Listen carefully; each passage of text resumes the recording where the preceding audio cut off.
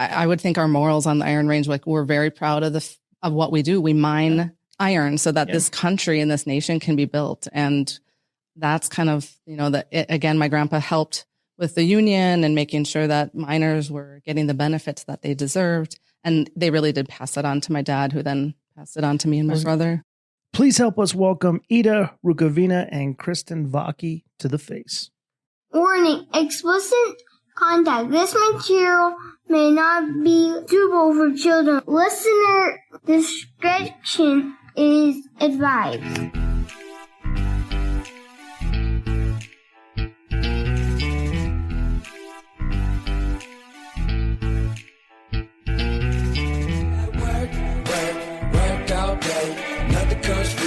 Find a way, gotta be willing to go put in some elbow grease, cause you know nothing that you get in this life comes free. Gotta work all day. Hello, miners. Hello, podcast listeners. Welcome into Mining Minds. Welcome into this episode of the podcast. Hanging out with my man, Dino Brunson. Yo, yo. We have the executive director of the Iron Mining Association, Kristen Vake. Vake. Forgot the E. Sorry. It's okay. By the end of the trip, you'll get it. I will.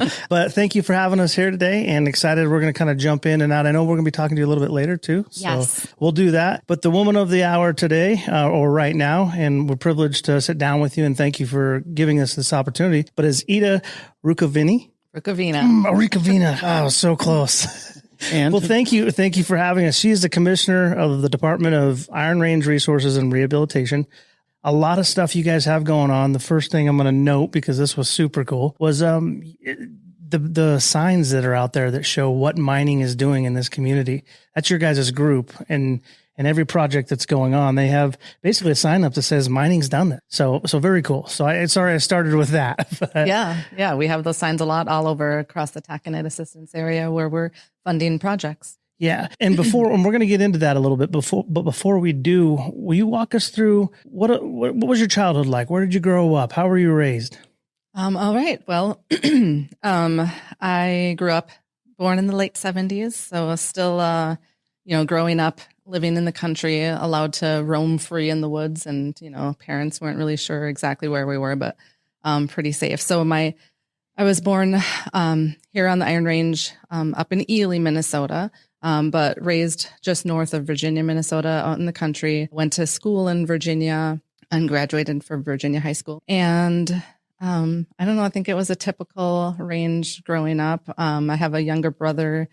We grew up fishing, camping, lots of skiing. We do cross-country skiing on our trails at home, downhill skiing at Giants Ridge, which is a local ski area.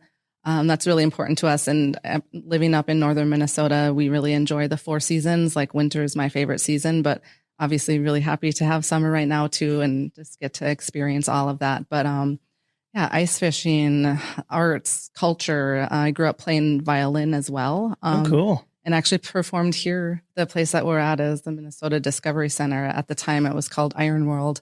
And every summer there was musicians and different cultural acts and stuff. And I grew up in with a violin teacher that was from Finland. And a lot of us kids in the area, we sang Finnish songs and performed for many of the people who lived in the area at the time still spoke Finnish or spoke different, the languages that they grew up with. So we performed a lot of that music in the 80s and 90s. And the history up here is just amazing. Yeah. Well, the investment in children and their education and their upbringing and opportunities is awesome too. Yeah. It is. I was talking to Julie on the way here, and I was like, I can't believe you guys provide so many different opportunities. And we went to Hibbing High School. It was awesome to see. Yeah. I know rivals, so I'm not going to get too deep into it. Yeah. Well, Chisholm's the place to be. You got it. Sometimes called the center of the universe. I'm training them well. Yeah. I mean, and so I'm a product of those immigrants and that the generations that came here for mining specifically and for logging. My great-grandparents all came from Finland, Italy, and Croatia. They settled here in northern Minnesota for the mining jobs and forestry. But they came here, most of them without an education, and they really fought for that first generation. So my grandparents and all of them completed high school, went on, many of them to be the first college graduates, but it was really important. Education was so important for those immigrants here to fight for, the great public school systems so that their kids could have a shot at a better life. And that has carried throughout those generations. We're still funding our school. We still really believe in public education and higher education so that people can be skilled workers in the trades or higher education. And we still fund that. And the mining dollars are just like they funded the Hibbing High School, mining tax dollars are still funding the schools today. Yeah, that's amazing. That to me, that's, that is the consistent message is education. When we went to Hibbing this morning, it was like, not only is the school amazing, but the forethought of generations to come, that the education is the piece that doesn't want to be missed. I think that's the thing I was going to mention too is the ability to plan for your future or to help the next generations. You kind of stated it, Dean, but really you guys are doing that now too. It's not something that was done and got let kind of go by the wayside. What I understand is you guys are trying with less resources, I should say. There was more mining, I would say, earlier on. And now you're trying to do the same thing or better with less resources because you're kind of, what I say, handcuffed in a lot of ways? Or what's a good word for that? Restricted? Are you talking from a manpower perspective or are you talking about permitting? And Yeah, permitting is kind of what I'm thinking about is just, there's not been a lot of permitting that has happened. So the mining hasn't happened like it was before now. Yeah, well, the taconite mining has stayed strong. That's what, we're known for in northern Minnesota. The Iron Range is because of taconite and iron mining. And I know that, Kristen will get into that more of those specifics, but there are other potentials with non-ferrous mining that haven't happened yet. But as a state, Minnesota, even up until now, is still producing at least 80% of the nation's first pour domestic iron. So that's crazy. We hopped ahead, man, because she was in her high school story, and I want to capture Did you play high school sports? Yeah. So I mentioned that I played violin, but I was on the downhill ski racing team, and that was kind of my thing. I didn't do any other organized sports. I tried, I don't know, just wasn't my thing, but I really enjoyed downhill ski racing. Didn't go on to that in college, but still am cross country skiing, snowboard, and downhill skiing so that's as your of passion. today. Yeah. So where'd you go to college? Well, I went my first year at one of our technical schools here in Minnesota, the Mesabi Community College, which is now Minnesota North Virginia campus. And then I transferred out to Clark University in Worcester, Mass, just to go try something else. So I graduated with my BA from there. And then eventually I came back and got a master's degree at the University of Minnesota Duluth. In advocacy and political leadership. So, you started the labor concentration. Yeah, you were going to say, I'm ready to dive in. Good deal. Well, I don't even know, what does that degree entail? I'm just not educated enough on that. So what would that look like? The master's degree? Yeah. It was really focused. So Minnesota is a pretty, we're known for really politically active people. Northern Minnesota specifically is really high labor concentration, high unionization. And that has, again, when we talk about the immigrants that came here, they really fought for the rights for people to be in unions and education, and also really civically engaged people. And so we have a high voter participation. So this master's degree was just mostly focused on being involved in government, whether it was creating policy or getting, people involved in politics. It's more general, but I did do a labor concentration. Was there a driver for that? Was there something in the back of your mind that? Well, I didn't mention this yet. I was going to poke you about this. I answer questions and the question wasn't directed. We're not good interviewers. So, my parents have a lot to do with my grandparents first, and then my parents have a lot to do with my direction in life. So my mom was a high school and elementary art teacher. So she's an artist, and she still is an artist today, but she got her degree so she could be able to teach in the school system. And my dad did a lot of things when I was a kid, but eventually ran for office when I was 7 years old. And he then served in the Minnesota State House for 26 years. Oh. So I, at the age of 7, started knocking on doors in our communities and door knocking for him and being involved in politics. And that kind of, when you asked where I'm from, I say Virginia, but I'm really from the Iron Range. I didn't grow up just in one town. Going with events with my parents, I'm very familiar with most of the towns across the whole Iron Range. So it kind of set the foundation for you. Yeah. And it piqued your interest. You're like, this is something I was able to feel impactful for when I was a little kid. And now I get to actually be impactful or more impactful as an adult. That is awesome. Sponsoring this episode of the podcast, our good business parts at Heavy Metal Equipment and Rentals. When the ground is tough and the clock is ticking, you need more than just equipment. You need a partner who lives and breathes heavy-duty performance. That's Heavy Metal Equipment and Rentals. From dozers and haul trucks to loaders and excavators, HME has the equipment to keep your operation charging forward. But it's not just about the iron, it's about the commitment to safety, reliability, and to getting the right machine at the right time. That's why they offer both short-term rentals for immediate jobs and long-term rentals to preserve capital and manage your budget. And if renting isn't the answer, they've got you covered with equipment sales, financing, fleet appraisals, and big job repair contracts.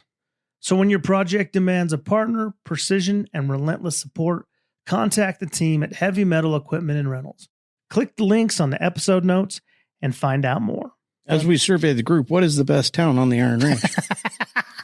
I am a country girl. So I do enjoy the benefits of living out in the woods in our townships. But I enjoy all of our towns for different reasons. That's across the Iron answer. Range. Great answer. Phenomenal answer. One for sitting on. I just want to say really quickly, I think you're being humble about your dad. Her father was an absolute champion for not only the Iron Range, but for the mining industry, for education. I mean, across the board, I don't even know. There's so many ways people would describe him.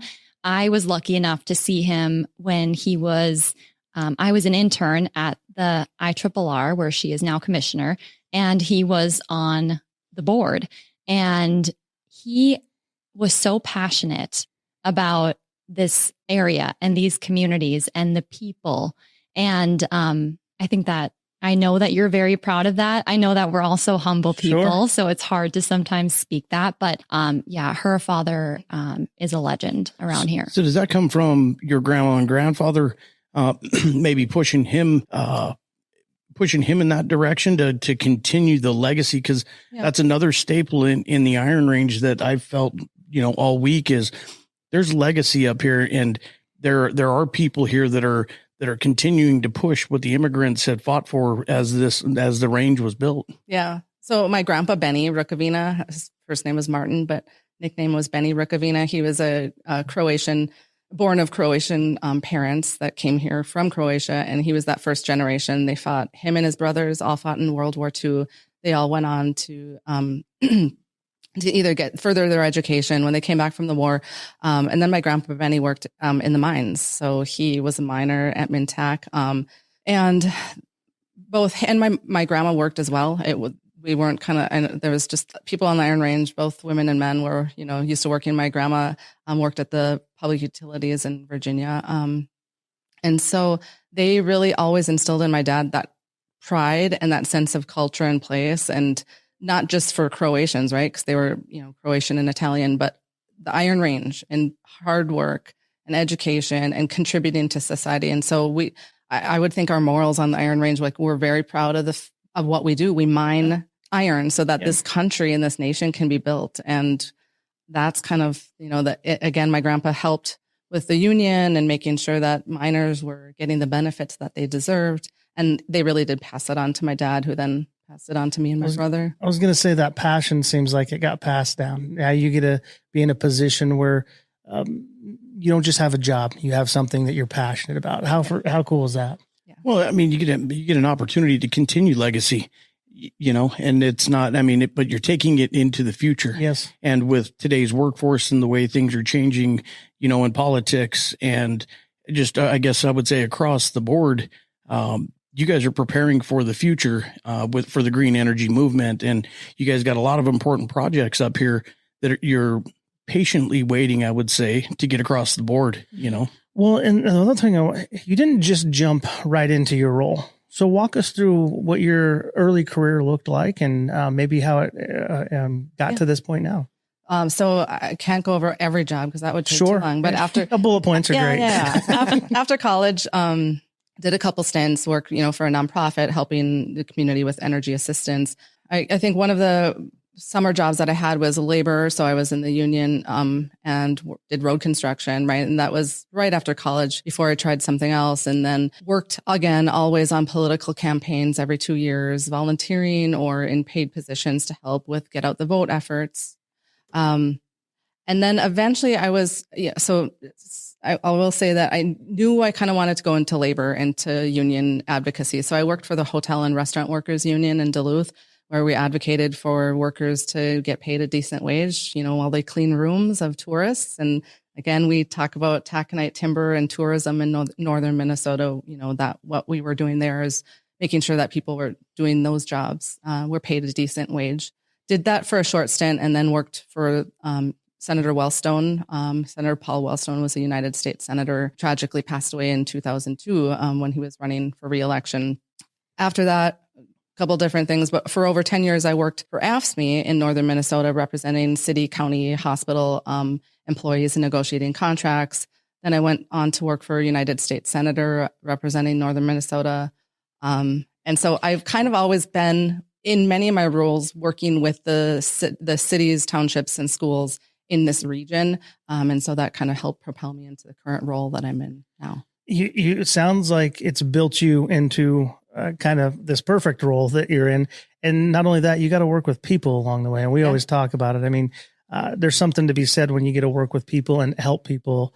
Yeah. I think that's probably the best job that you can have, is when you're positively influence other people. Yeah. Well, the further, I would say, from layman's terms, the further you move up the chain with the communication and the bigger advocacy groups, I guess issues or problems that you're trying to solve. How's that looked from your perspective? I mean, do you look at it as a challenge, or because you come across groups that you just feel like you can't communicate with? So there's different strategies, right? Mm-hmm. Well, again, I guess all of my previous careers, jobs have helped, educate me in how talking to different types of people, but it's still a struggle. I mean, today, I don't know that anything gets better, but the one thing I will say, when you say I get to do what I love, like I love working with the people of northern Minnesota, and I get to see the positives all the time. Like whether it's in a school district or the townships or, the cities, there are so many people doing really good things. Our miners, our manufacturing industries, higher education. I just see the good things that are people, that are doing, and I just want to expand on that. And it is a struggle sometimes when you recognize the fact that our economy is still based mostly on mining. And so there is the bigger picture, is that it is a struggle at that state and national level to talk about the good and positive things of mining that we all, everyone in this country benefits from. But it's kind of this unspoken thing that most people don't want to talk about, where we just live it 24/7. Yeah, well, out west, I'll say one thing that we very rarely deal with are unions, right? So that's for us to learn about through this trip has been like another level of education for us, that you do have unions, and you mentioned restaurant workers, hospitals, to where out west, it isn't really like that. Yeah. And at least where we're at, for sure. And I want to actually maybe see if you can give us an overview of your role, IRR, what they're contributing, because I know it's a lot. But I guess I want to hear that first person from yourself. Sure. So a little over 80 years ago, when there was a large mining downturn, this agency was created in the early 40s. It was created at the state legislature, so it was created down in the cities, in the metro where our capital is, but it was really as a result of northern Minnesota citizens, city council leaders, mayors going down and advocating for the creation of an organization like this. So we're specifically a state agency that is funded by mining tax dollars. And we're not a statewide agency, though. We only exist in the taconite assistance area, which is legislatively designated as mining impacted communities. And so we're funded by those mining tax dollars. And why we were created, again, you guys know this as well as we do. Mining goes through, is impacted by outside forces and the market and all of that. So there's layoffs, there's booms and busts, and there's, sometimes long-term layoffs.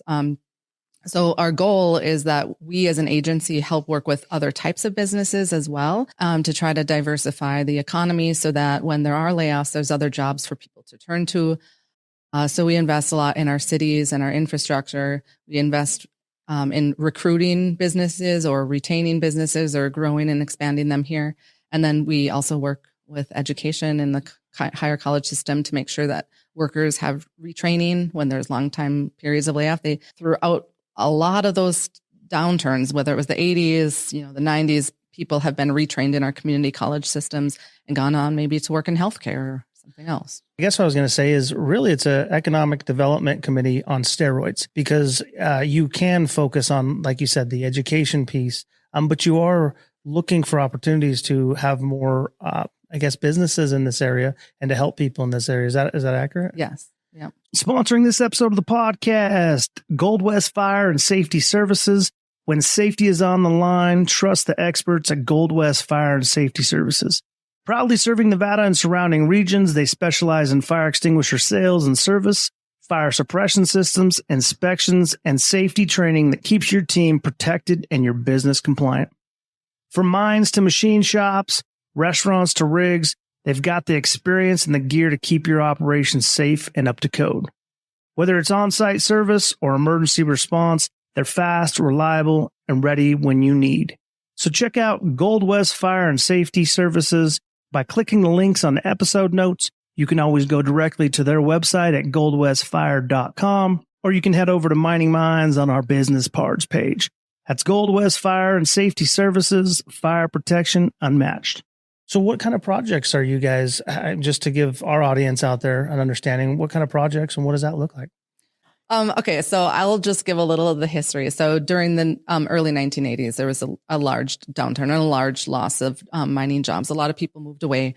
And one of the things that we turned to our agency at that time was tourism. And so that is the first time that our agency actually purchased more property, and they bought a ski hill. I mentioned it earlier. Giants Ridge is a state-owned ski area, but it was outside of the communities of Aurora and Biwabik, and it was purchased at a very low price. But to then provide jobs to the local community so that people had something else to do. We're still doing that today, supporting tourism across the region, whether it's through trails, ATV trails, bike trails, or the ski area and different types of amenities in the region. So that was kind of the start of one of the unique things that not a lot of other state agencies do. We still own that, but we have an outside operator operating it today. But in more recent years, things, again, they change and flow, but most of the core programs stay the same. We invest in city infrastructure, whether that's sewer, streets. We have aging infrastructure in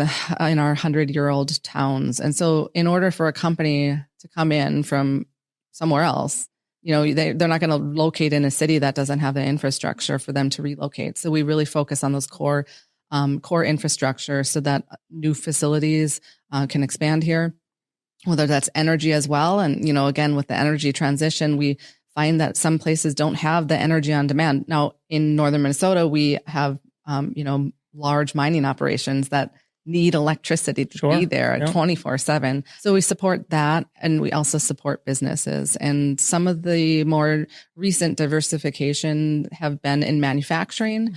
So in Mountain Iron, business there is called Haleen. They're actually based out of Canada, but this is one of their operating plants here, and they make solar modules. And at one point, recently, it was maybe the second or third largest solar module manufacturer in the U.S.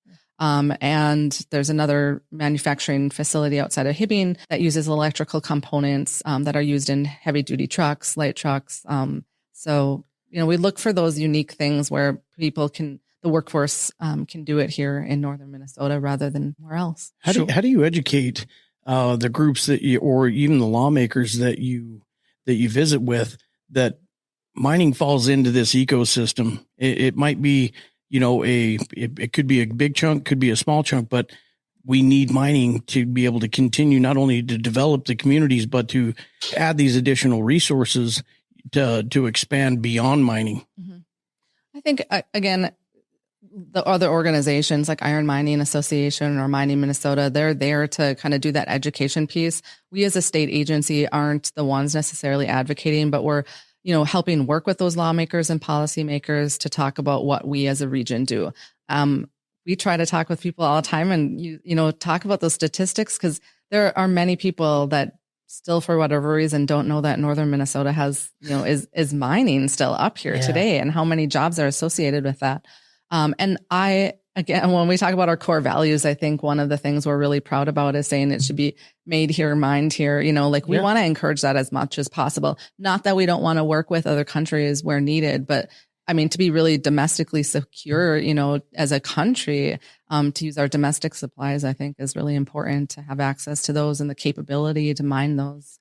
I think one thing that we've learned all week is the history of what happens up here. And I mean, if it wasn't for this range, I mean, New York, Philadelphia, I mean, those cities wouldn't have been built without the minerals, to where it's definitely important. And I think industry as a whole, we got to do a better job at showcasing that there is mining, because we find the same thing in Nevada. You go into Las Vegas and it's the same thing. It's like, you guys still mine? It's like, oh yeah. Like how do you not know? Yeah. It's almost eerily similar. And I guess my question I was going to ask is, how much reaching out, if any, and it's just because I don't know, might you do to other similar communities? And so why I say that is because as I listen to this, I'm going, Northern Nevada's going through the same thing as Northern Minnesota. And we're having a lot of the same conversations. Is there any bridges there or any connections that can be made, or that you guys do have? Well, we have, I think probably the answer would be there should be more. Sure, I mean, absolutely, yeah. Most recently, I did attend a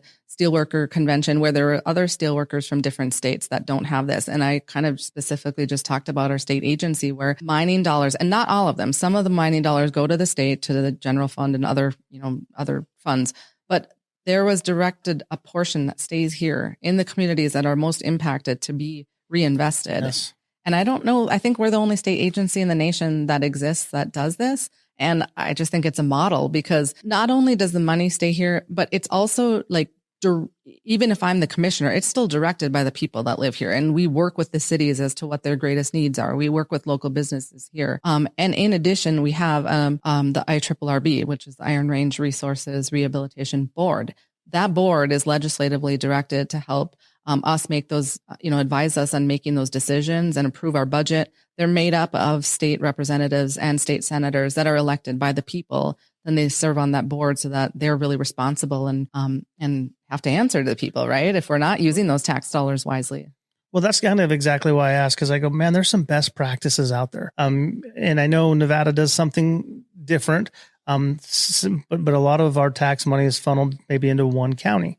And so you're going, I wonder if we have a little bit more conversation with what's going out into these similar communities, if we can get somewhat of a best practice, or what's worked well, what hasn't worked well. And maybe we can start to, we always say, move the needle, right? And it sounds like what you guys are doing is absolutely positively influencing the local communities here. And then you have a broader stretch into your legislative body. Well, it also helps with the advocacy groups that are out doing what they do, right? I mean, to where they know that the impact that they're trying to make is actually being heard on maybe a bigger network, right? I would agree. It's just a stronger message potentially. Yeah, I think when people hear that mining dollars go directly to community development, business development, economic development, to our schools, I mean, the impact when we talk about that is not just the 4,000 jobs, direct mining jobs that you hear about. It's not just the additional, for every one mining job, 2 more jobs are created. It's community, region, state, nationwide, that impact. So I think an agency like the IRRR is so critical in, I use that as a reference in a lot of the conversations that I have about the impact of mining on a broader scale. Yeah, but I think we could do a better job about if we were invited, we'd love to go and talk with other, communities about the work we do and how we were created. And well, I think one thing from a visual perspective, the signage that I've seen that's made possible by mining, I mean, that's something that I'm definitely going to take back to Nevada and have conversations around, because once you start highlighting those little things, I mean, you can actually kind of blow it up, like they do cigarette warnings. They put it on there like, this is what it's going to do to your body. Well, it's like, this is what it's going to do. This bottle of water, is potentially, made by mining. Yeah. Just to heighten the awareness, to even educate the general public, outside of the regions that, this is all possible because we do what we do. Exactly. And that is the whole point. I mean, our board has been adamant throughout the years. if you're accepting our dollars, you're acknowledging that this is paid for by mining. And it's only, I mean, obviously larger projects have other dollars coming in, but a portion of that is being paid by mining. And we want to, when you drive through the towns, and I think you've just seen it already, we don't have to say like the signs are out there because there's at least a few in each community because we really work with almost every project that is happening or construction across the whole region. Well, I think it's brilliant because you're not trying to make this highway billboard speech that we are mining. It's in every little detail that, you know, that you're seeing, that you're involved with. And that's what you're taking credit for, is just the work that we're doing. Yeah. Sponsoring this episode of the podcast, JSR Fleet Performance, supporting the people who keep mining moving. If you're a part of a training group or managing equipment operator development, you know it's not just about running gear, it's about running it right. JSR Fleet Performance works alongside training teams to extend the life of your fleet, reduce costly breakdowns, and make sure your operators understand how to get the most out of every machine. With customized training support, maintenance insights, and real-world in-field education, JSR helps surface operations boost reliability, safety, and productivity from the pit to the shop. So whether you're building the next generation of mining professionals, looking to audit what you currently have going on, or looking to help develop your workforce, brass in at Mining Minds LLC and bring JSR Fleet Performance into your corner. I wanted to step back and talk about, as you had mentioned or hit on it, is a multiplying factor, right? So when you start doing these things, yes, you have 400 people that work here, but how many people are born and now raised, and how many other businesses start? When you guys put a project together, maybe you only hire 20 people because of that project, but how many other people does that help or attract to this area? So there's so many different variables that I don't think, like mining, people don't understand what it actually does and the impact that it actually has. Well, I think on the flip side of all this, another thing that we've seen is these communities were started with mining, right? And now you've got tourism and you've got people coming into these communities that might not be familiar with mining. These are subtle hints to at least catch your attention, to, you know, to bring the awareness, which is very impactful. And over time, it's just going to generate steam. Yeah. And so, Kristen, I want to kind of switch it maybe to you for a second. Yeah. Walk us through what your role in this is. And I know it's a big one, so I don't want to make that sound. But walk us through, you know, how you're kind of tag teamed up with these guys and what you guys do together. Yeah, I think, well, at the Iron Mining Association, our role is really to advocate for and support the iron mining industry. So that's the producers, the actual mining companies, but also the many vendor supplier businesses. It's also the banks that are located on the Iron Range. It's the restaurants, the bars, it's individual people who just want to show their support for the iron mining industry. That's what the Iron Mining Association is made up of. And, you know, a big focus of ours right now is education. So that's education with our lawmakers. It's education with the public. We focus a lot outside of the area, you know, around the Iron Range, but truthfully, this is also important. I think even with mining right next door, a lot of people have never still been exposed to it. They don't understand the impact. I'll tell you just a quick personal story. I went to school in Chisholm, and best school, center of the universe, best school around. Go Blue Streaks. I'll explain what a blue streak is later, by the way. Sure. But I would be sitting in class, and on Thursdays at 11 a.m., the whole school would shake like an earthquake. And everybody knew it was a mine blast from Hibbing Taconite, but no one said a word about it. The teachers didn't address it. The students didn't ask questions. There was just no conversation around this massive industry that supplies 80 to 85% of domestic ore for American-made steel, and no one talked about it. And now in my job, I think, wow, what a missed opportunity that was. And so we're trying to shift that conversation now and make sure that kids know what's happening in their home area, but also the opportunities that are out there. These are really good paying jobs. And if you want to buy the side by side and the boat and the snowmobile, and you want to do all the outdoor recreation that, we have to offer here, it's a great industry to get into. So that's been a really big focus of ours, is education and that public perception piece, which all leads back to education. How crazy would that be for a high school or the school system to be like, hey, blast is at 2:00 today. Yeah. You know what I mean? We'll celebrate it. You feel the rumble. It's like, oh, it went well. Well, at least to highlight it, even in a subtle way. I got to compliment all you guys, because I think that IRRR, Iron Mining Association, Mining Minnesota, you guys are collaborating together it seems like a one effort to really impact or do as much impact.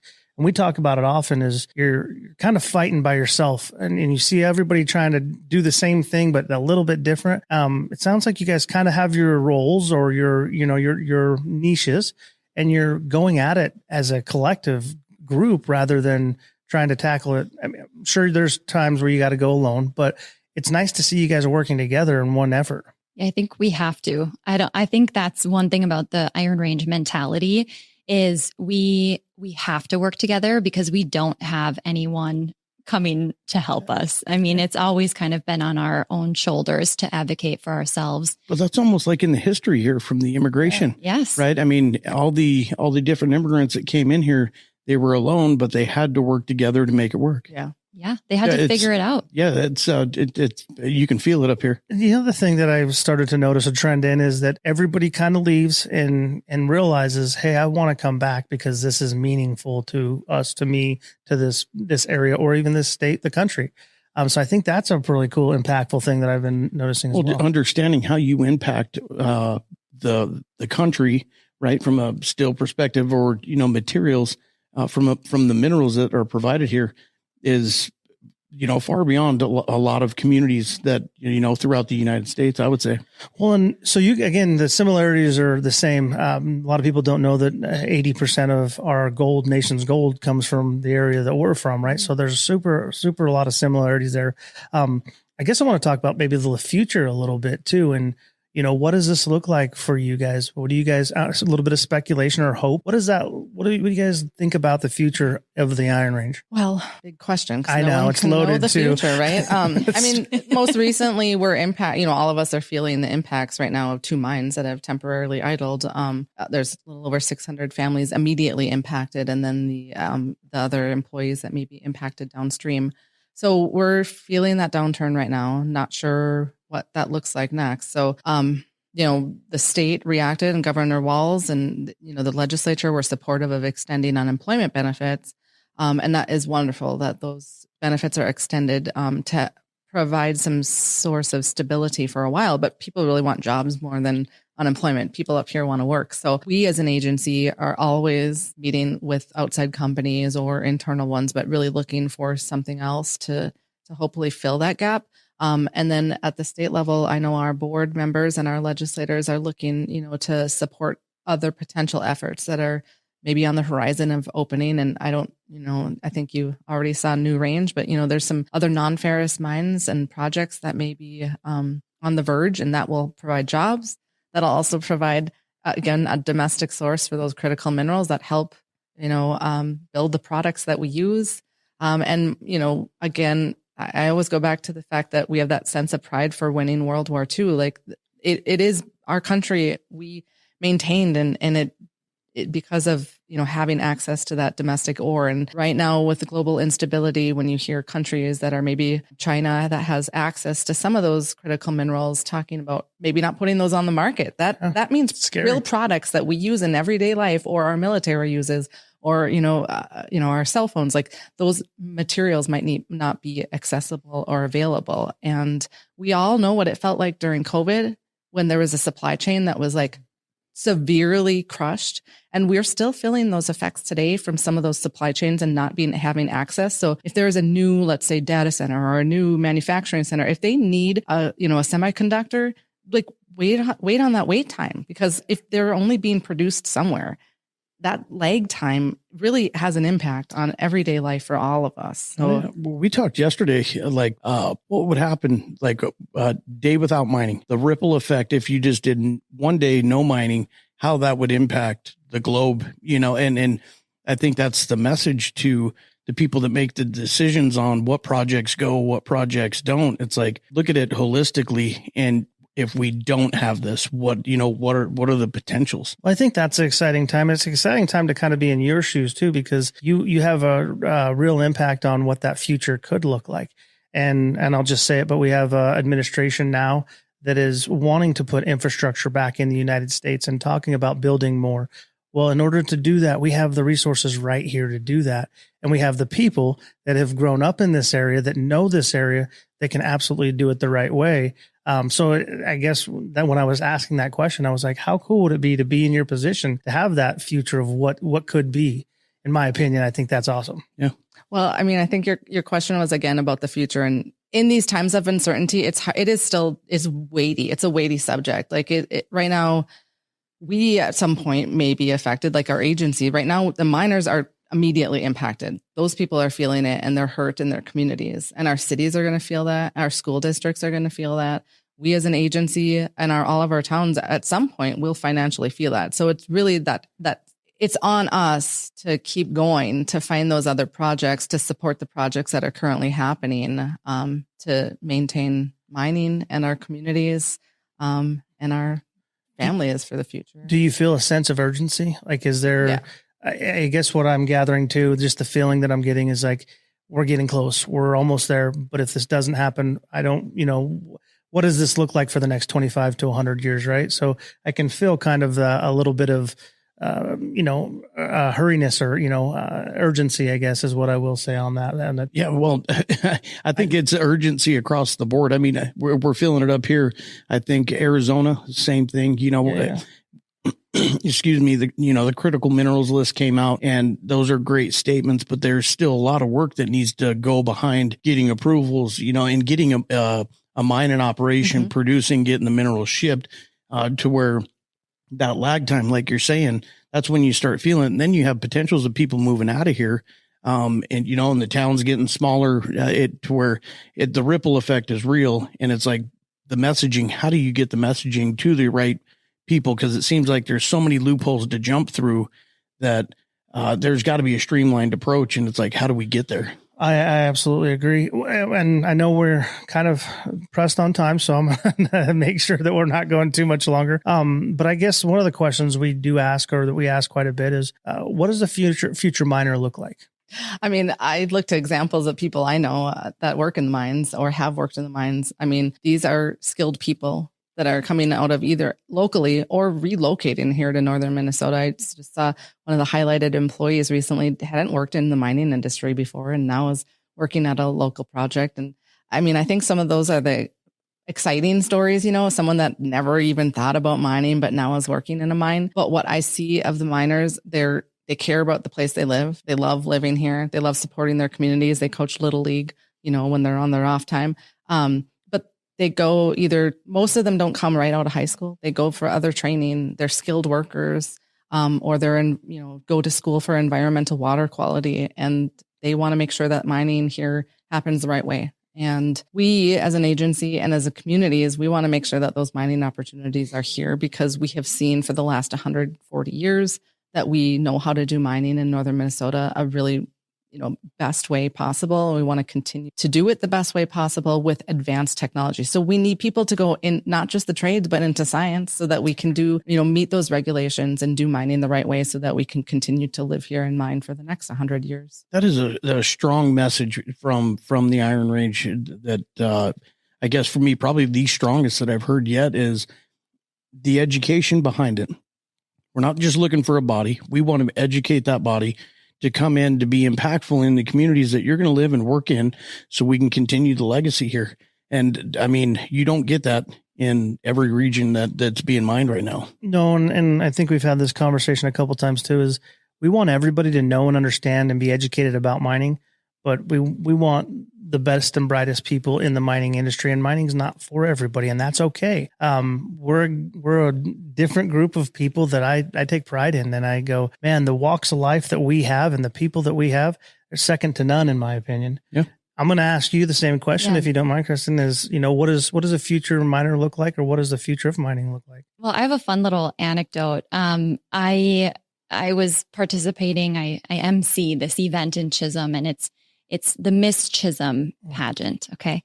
But they do Little Miss and Little Mr. Chisholm as well. So that's kindergartners. So they have a group of little boys and girls around 5 years old, and they ask them questions. And then as they're walking on stage, I read their little answers, and it's quite adorable.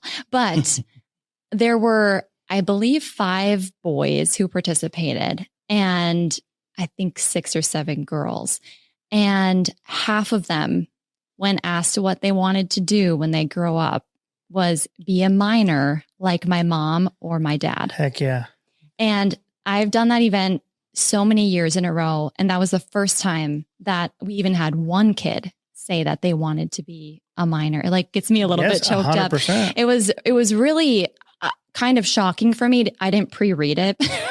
It's my own fault. But when I was reading through their answers, I was blown away. I just thought, wow. Well, that's when you know the messaging is working. Yes. Because you've got mom and dad that are happy working at the mine. So they're coming home and they're promoting that to the kids. And that's seeding the program that we all need. Yeah. The table talk is so critical. 100%. We do a lot of messaging to people outside of our mining communities, but the truth is how we talk about it in our own homes makes sometimes the biggest impact. So I think the future miner looks like anybody who has on the things you can go into in mining are so vast now. When I tell my nephews that a drone flies over before a blast, I could fly a drone. I mean, the technology is so advanced, and the big trucks, I mean, everybody's enthralled by the big equipment. And I think anybody can be a miner. And I agree. We want people who are passionate. And one thing about this area is mining is literally in our communities. I mean, you guys saw there's operations right outside our communities. So we take it very seriously. This is not just a job where you go do it and then you leave and it is what it is. It matters how it's done. And that's why we take such pride in that. Well, I think it made I guess you spurred a thought in my mind. Instead of toolbox talks, table talks. I thought that was amazing. Like being able to talk with your kids about what you do. I mean, that's impactful. Well, those are your next, your next politicians. Those are your next, the future, I think that says so much because we have the conversations that a lot of kids in our area don't know what mom and dad do. So to have a whole group come across and say, I want to be like my mom and dad, or I want to be a miner, that's impactful. Oh, yeah. And I know we got to wrap this up. So I want to say thank you guys. Because if it's not for people like yourself out there doing what you guys are doing, a lot of people don't know the work that you're doing. Right? They don't know the benefits that are coming. It just happens. It shows up one day. So I want to say thank you because I think that's important. And then I would like to see if we can help facilitate maybe some cross conversations between areas that we go to and see, hey man, is there benefit in some of these areas? Maybe we do it good over here. You guys do it good over there. But I think that's important too, because we're not just fighting alone. Minnesota is not by itself. Northern Minnesota is not by itself. We're dealing with the same similar things in Nevada. And I think educating these groups together on what each region does specifically and what their bottlenecks are would be super impactful. But when it comes to the pride, I mean, this is going to be unmatched. It's going to be hard for you guys to be able to teach pride in somebody that might be from Arizona, but I think it's important for them to be able to understand it for sure. Yeah. So I just want to say thank you guys again. Appreciate the opportunity, and anything we can do to help in the future, please don't hesitate to ask. Yep. Sounds good. Anything that you guys like to promote outside that maybe we didn't get a touch on?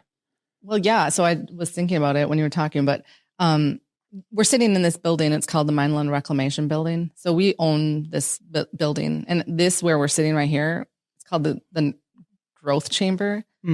Back in the day, this actually was a nursery and we were growing trees, seedlings, to actually do mineland reclamation on the old mining sites. So when Kristen talks about that, you drive by and, every community up here is impacted by mining or has been. We used to, as an agency, actually grow the seedlings and do the mineland reclamation. That's changed a little bit, but we're still funding those efforts and we're still putting a portion of those mining dollars back into mineland reclamation, whether it be trails or the bike trails outside of here, in old mine pits. So we didn't get to really touch on that, but like there is so many things that we do and so many impacts on the region. I wanted to highlight that because I thought it was a pretty unique thing that we do, is really be involved and have those community discussions about what should this area look like when mining might have moved on at this certain time. And we talked also about the future of mining. I didn't get into it, but we're really helping support a lot of those efforts. There's new on the horizon helium, so gas exploration here. But we're also always helping support the Natural Resources Research Institute out of Duluth.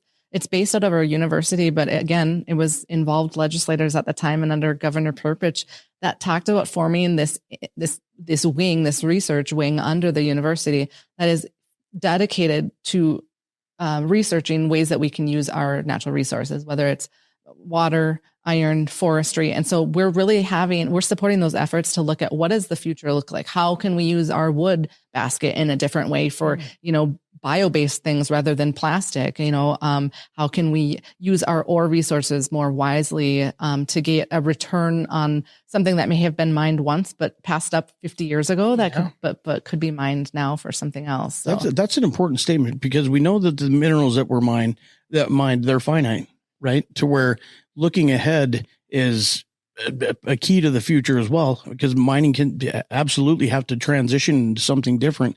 And if you want to be here and live here and enjoy everything around, I mean, you got to continuously look forward. Yeah, absolutely. Again, I'm going to say thank you, Dino. Nope. I'm no questions, man. Thank you guys so much. Yes, thank you. You guys can check us out, miningmindsllc.com, Facebook, Instagram, X, MySpace. Yes. Wow. What's your song? Adios. Peace. Thanks for listening into this episode of the podcast, guys. We hope you enjoyed it. We sure as heck did on our end. We're appreciative that Ida and Kristen took the time to sit down with us.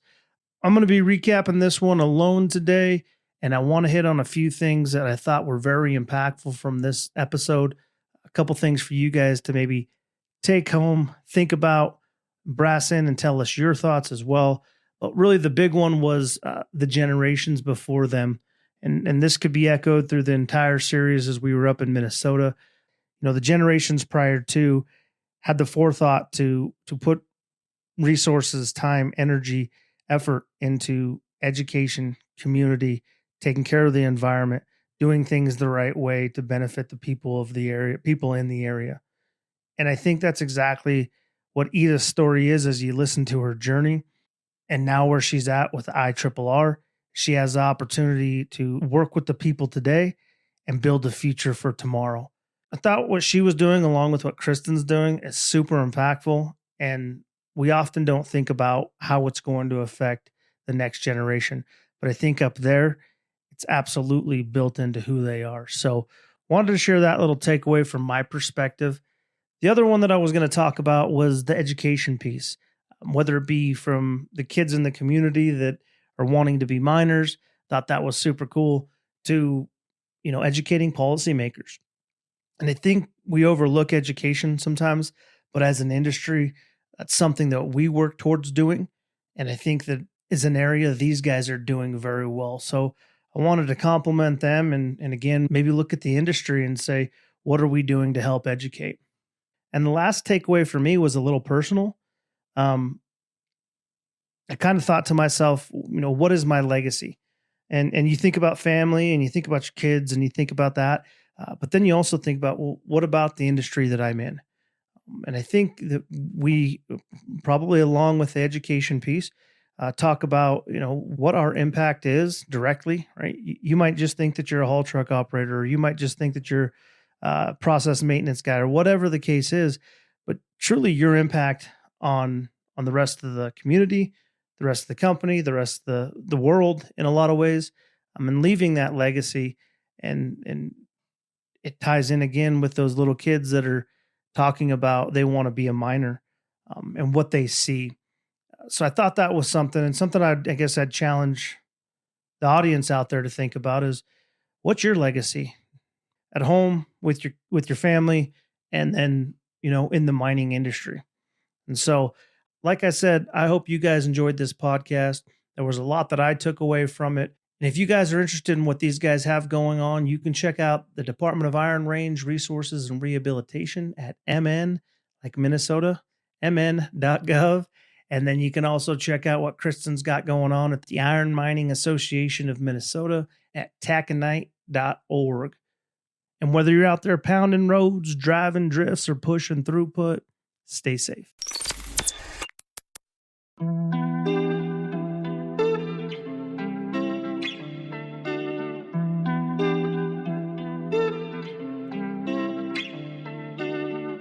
I'm never taking days off. No one used to know me, now I'm on your radar. Pedal to the metal, I know it's gonna pay off. I suggest you get on board before I take off. I be going up, getting so high. Looking at the cream of the crop, watch the way I rise. Casual, everything around me, it's the way of life. Smile up on my face when you see me, I'm feeling fine. Life is but a dream, baby, now it really seemed crazy. Who would've thought we could make it happen? Now the dream payment, stay up on my grind, I keep it going, do my thing daily. Rocking merchandise that all these companies gave me. Feeling blessed, so blessed. Gotta thank the Lord above. Gotta thank all of the angels who just blanket me with love. Gotta thank all the familia sticking with me through the mud. When I was really low, all your support, it picked me up. It's a cold world, but we gotta smile through all the pain. Through the droughts and the rain, rolling on the all-terrains. Make it through them dark nights, you get to the brighter days. I've been driving all my life, just look at all the ground I've gained. Engine been idling, push on the gas. Holding the hourglass in my hands. You can do anything you wanna do. Tell me why wouldn't you? I got visions, really ain't far-sighted. I know most of them can't feel my shine. In my mind, I've been in it for life, and when they see me, they just might go blind. Yo, I push forward like a bulldozer. You can't swing me from my path, I ain't no pushover.